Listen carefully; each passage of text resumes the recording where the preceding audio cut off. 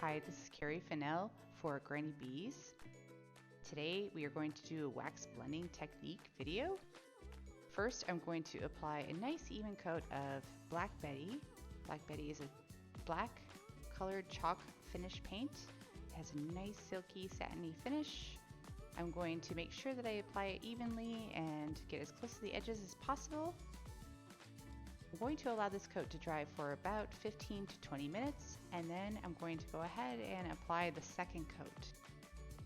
2 coats of paint ensure a nice, even platform for you to start blending on. I'm going to start with a chalk paint wax in gold using my Hamilton wax brush.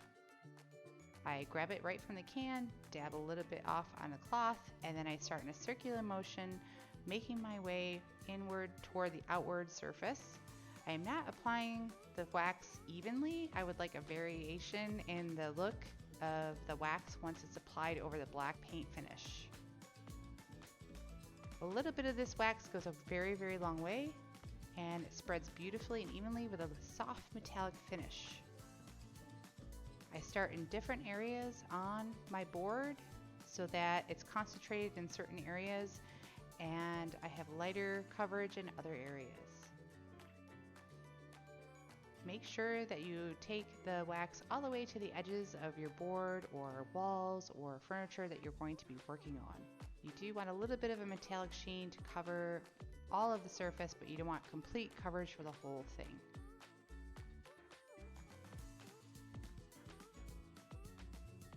Next, I'm going to start adding the Pappa Deluxe Gilders paste in different colors. I chose bronze to add a little bit of a coppery patina to the gold, and I use a smaller brush and just go in just certain areas. I also like to add a little bit of the rich gold and the gold. The gold will add a little bit of the highlights to the wax surface that's already there, and I like to just dab it in areas where I feel it could use just a little variation in color. And you can seal it with a clear wax once you're finished for a perfectly beautiful